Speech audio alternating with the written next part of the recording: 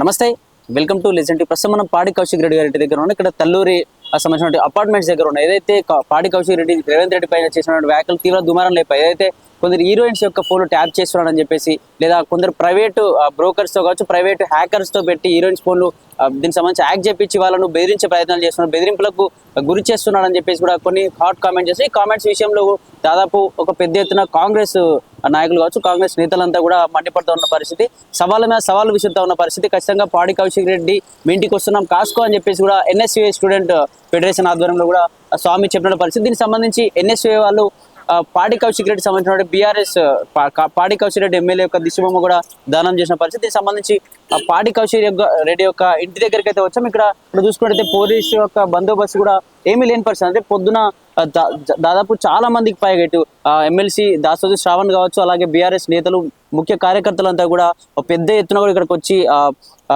వచ్చి అసలు అరెస్ట్ కాబోతా ఉన్నాడా, ఏం జరగబోతుందని చెప్పేసి ఇక్కడికి వచ్చి వెళ్ళినట్టుగా కూడా తెలుస్తా ఉంది. ఇక్కడ పెద్ద ఎత్తున కూడా ఎవరు పోలీసులు బందోబస్తు కూడా లేని పరిస్థితి. అంటే నిజంగా అరెస్ట్ అవుతాడేమో అని చెప్పేసి కూడా పొద్దున దాదాపు చాలా మంది కూడా ఇటు బీఆర్ఎస్ వ్యక్తులు కావచ్చు అందరు కూడా ఇక్కడ వచ్చి వెళ్ళిన పరిస్థితి. ప్రస్తుతం అయితే దీనికి సంబంధించి పాడి కౌశిక్ రెడ్డి యొక్క ఇంటి దగ్గర అయితే ఉన్నాం. నేను చేసినటువంటి వ్యాఖ్యలు ఏదైతే రేవంత్ రెడ్డి యొక్క వ్యాఖ్యలను చూసుకున్నట్టయితే హీరోయిన్ల యొక్క ఫోన్లను ట్యాప్ చేస్తున్నాడని చెప్పేసి, హీరోయిన్ల యొక్క ఫోన్లను ప్రైవేట్ వ్యక్తులతో, ప్రైవేట్ హ్యాకర్స్తో ఫోన్లు ట్యాగ్ చేపిస్తున్నాడని చెప్పేసి కూడా పెద్ద ఎత్తున కొన్ని వ్యాఖ్యలు అయితే దుమారం రేవే. దీనికి సంబంధించి కల్వ సుజాత అయితే ఆర్యవైశ్య కార్పొరేషన్ కల్వ సుజాత కూడా దీనికి సంబంధించి పోలీస్ కంప్లైంట్ ఇచ్చింది నిన్న.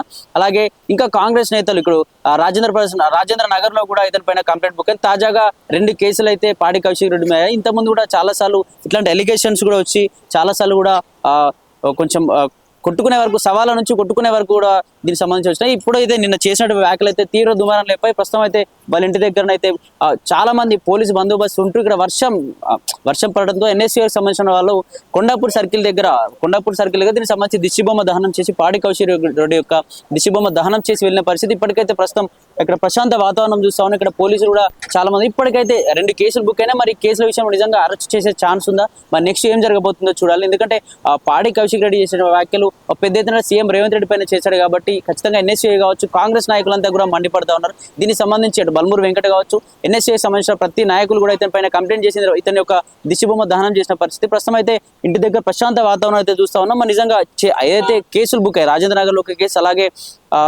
జూబ్లీస్ బంజారా హిల్స్ లో కూడా కల్వ సుజాత ఒక కేసు అయితే బుక్ చేసింది. దీనికి సంబంధించి మరి నిజంగానే అరెస్ట్ కాబోతా ఉన్నాడు. అసలు ఏం జరగబోతుంది పాడి కౌశిక్ రెడ్డి పైన?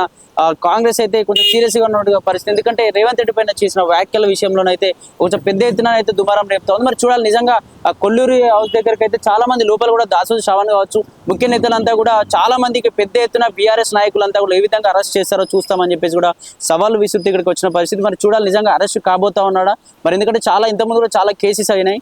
మరి కేసుల విషయంలో తాజాగా మరొక 2 కేసులు అయినాయి కాబట్టి అరెస్ట్ కాబోతా ఉందా, ఏం జరగబోతుందని చెప్పేసి కూడా ఎదురు చూడాలి.